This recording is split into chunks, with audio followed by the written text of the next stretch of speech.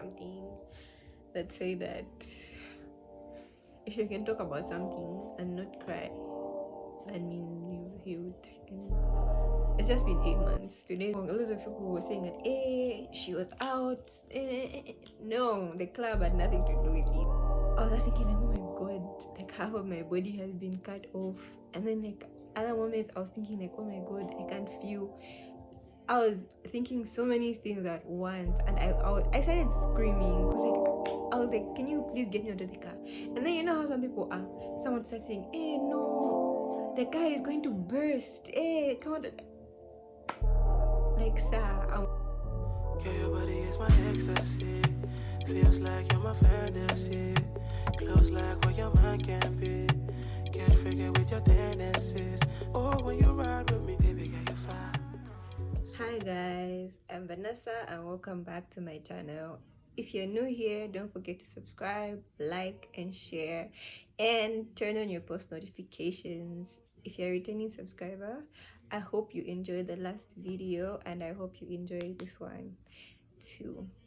So let's get right into it. So like I said in my last video, this video is going to be a story time and like the accident and all of that, and how I ended up in a wheelchair, how I ended up, breaking my spine, and yeah. So disclaimer, I'm not going to mention the people I was with, and I'm not going to mention their names, and I'm not going to, yeah. And then no one should get offended that, hey, Vanessa, I thought we what. No one should get offended that Vanessa, I thought we were what back then. These are things of the past. Things of the past. Yeah. So yeah. Let's get right into it. So yeah, it started on a Friday night. I was supposed to go on a date with a very stupid boy. Yeah, he's stupid. Period. So something came up with him, like something very important. Like I kind of understood, but I was still bummed, so like my bummedness kind of turned into like I became upset, and it became like kind of sad and low, so I decided at some point, like, you know what, I don't know what came over me. I deleted a bunch of numbers from my phone, his number and a lot of numbers, especially like guys in my phone. I'm not going to mention them because like you'll be like, Vanessa, so we're cool. But like I just felt like my spirit wasn't okay, and I deleted a bunch of numbers and I blocked a bunch of numbers. So around 01, we went back to my room with my best friend, and then like my other friends were there. So like, oh, hanging out, and then so my best friend and my other friend slept. Then I met with one of my friends. We were watching series. I was rewatching Bridgerton actually, and then I get a call from an unknown number. So it's one of the numbers that I deleted, but I did not block. Yeah. So yeah, I'm sorry, I deleted your number. Yeah, it was one of the numbers that I deleted but I did not block. And then like he sounded drunk, and this was like around 04, by the way. He sounded a bit drunk and everything. So he's like, no, come to the car park. And you know how it is at Unza. Like Unza is always active. No matter the time, like people are always active. So I went to the car park, and then he was with his best friend and his best friend's girlfriend. So he told me to like enter the car. I'm like, where are we going? He's like, we're going to East Park for a bit. That's how I went to East Park. And by the way, I was dressed in like Crocs, biker shorts and a hoodie. Yeah. So when we got to East Park, like the driver's friends were there, and they gave him more alcohol. Imagine the person who's entrusted with our safety, who was already drunk. And these guys, from what I know, him and the person I was with, they don't normally drink. They don't normally drink. So like they were drinking because it was his girlfriend's birthday and they were like having fun and whatnot. But otherwise they don't drink. So you know how it is when people who don't drink a lot.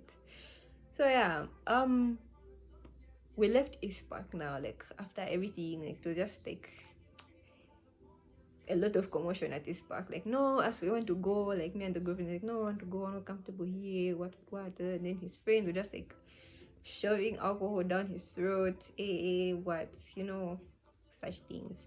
And then we got onto Greatest Road, and then we were going to drop one of our friends off. Yes, the one of them. Yeah, we went to drop one of our friends off because he was really drunk. Then what happened? Oh yeah, we were in Great East Road, right? And then the driver sees a car driving next to us, and then he's like, "This guy wants to race with me." And that's how we started over speeding from like the Unza gate, like going to like Munali the side. Yeah, from like the Unza gate, he started speeding, and we were trying to say, no, slow down, slow down. But he was so drunk and he was so gone. It was so bad. It was so bad. At that moment, I was just like, you know what? I should have trusted my intuition. I should have just. There's a reason my mood was like that. There's a reason I blocked this person's number. I shouldn't have come out of the car. I shouldn't have come out of my room. I mean, and then like he was just speeding.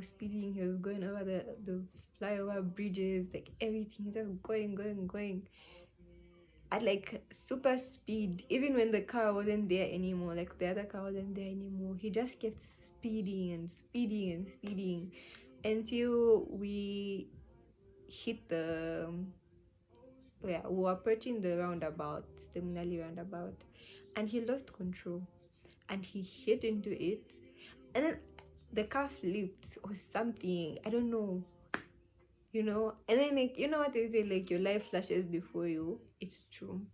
Like I was just thinking of so many things at once, like, oh my god, my dad, my mom, my whole life, like everything just comes to you, like everything, like so many thoughts come to you at once, like so many things. Like I thought of so many things in that moment. And then the car hit a wall fence and like a shop. Yeah. And then like it's like 04. I was unconscious for a bit, and then the girlfriend woke up, and then like I don't know if she woke up or she just never lost conscious. Yeah, she'll correct me somewhere. Yeah. And then like she got out, and then like she couldn't find her boyfriend. He wasn't in the car. He had actually flown out of the window, and like, yeah, so he wasn't in the car. He not at the window, I mean like the windscreen. And then imagine sees a tall person. So I'm not going to talk much about this is about me. So in the car, meanwhile, I woke up, and then this was when people had started like coming. And then the guy who had called me, he had fainted on top of me. Imagine. And then you know how like the back seat is, like there's just the two seats, and then there's like the part in the middle. I got sandwiched in the middle. Like, imagine this is my body, right? This is me straight, my head, my legs. And then I got folded like this. So like my back was folded, was stuck in between that like small section in the middle. And I had so many thoughts going through my mind. Because like first I was like, oh my god, I was thinking like, oh my god, like half of my body has been cut off. And then like other moments I was thinking like, oh my god, I can't feel. I was thinking so many things at once, and I started screaming because like I was like, can you please get me out of the car? And then you know how some people are. Someone starts saying, hey, no, the car is going to burst. Hey, come on. Like, sir, I'm already like in a bad state right now. So like the guy was still like passed out onto the me, so they had to like remove him first, and then they had to remove me, and it was so painful.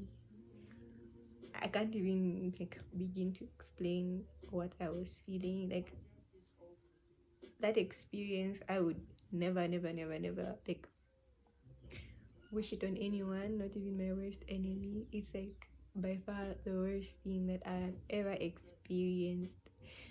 Yeah, so the got me out of the car somehow, and then like they carried me And then I feel like carrying me also created more impact. Like it caused more damage.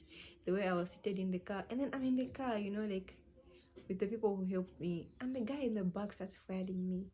Like, sir, I almost died. Like, I know I'm pretty, but I almost died. Like, I almost died. Yeah, so that was that. Then, like, I was trying to call my mom, and my mom's phone is usually like off at night. Tried to call my dad, but my dad leaves his phone in the TV room. But he told me like somehow he got up at night and like he went to check his phone like an hour like after all the calls had been made. And then he found missed calls from a strange number. And then when he called him back, the person just said, "We've left your daughter at Levi Manawasa Hospital. She was involved in an accident." And then like imagine the person didn't say no, at least she's alive or anything. Like he just said that like a hanging statement. So you can imagine what was going through my dad's head, my mom's head when they got the news. They were just thinking, my siblings, I'm sure they were just, everyone was just thinking like, what's going on? Is she alive? Like they had no idea if I was alive or not because they just gave them a hanging statement, and that's how they rushed the hospital. When I got to the hospital, when I got to the levy, guys, no one could touch me. Not really, cause like spinal cord injuries are like, and I was like, oh my god, and then like on my way to the hospital, I kept like passing out and waking up, passing out and waking up, cause I was in so much pain. Like the pain was too excruciating. I get to the hospital and no one is touching me because they don't want to do more damage and that's already been caused. I was just screaming and I was asking for help. And then I thought I was bleeding. And then like, I was like, I can't feel like the bottom half of my body. And like, there was just a lot. There was just a lot of things going on. And I was like, and I just remembered when I got in the car, when we were trying to call my mom, I was even scared of calling her because I was like, oh my god, my mom is going to kill me. Like, that was like the thought on top of my head, like my mother is going to kill me. Hey, yeah. But like I got to the hospital and yeah, no one was touching me. At some point they gave me like what's it called? I don't know what it's called, but like I slept for some time and then like when I woke up I saw my mom and my dad since like early in the morning with my other relatives, like everybody had come and it was just so bad and I was just crying because like I just started thinking like I had put my parents and my family members in such a bad position, you know. Cut the show. I'm done. Take me off. I was watching something that say that if you can talk about something and not cry, that means you've healed. And it's just been 8 months. Today is the 21st, so like yesterday was like 8 months since the accident happened. So I'll just have to do a part 2 of the video because like right now I'm not feeling like yeah, not feeling emotionally equipped to continue. But if you've made it to the end, thank you so much for watching. Don't forget to give the video a thumbs up if you enjoyed it. I will definitely drop a part 2 very soon, like very soon, because yeah, I have to finish the story. And thank you so much for watching. I really hope you enjoyed the video. And I know a lot of people were saying that she was out. No, the club had nothing to do with it. Going for the club, leave the club alone. And like I know like a lot of stories have been going around and like please just stop with all those rumors about no the driver, no what, no who. Just so nice.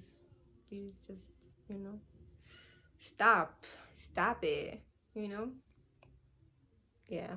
So toodles.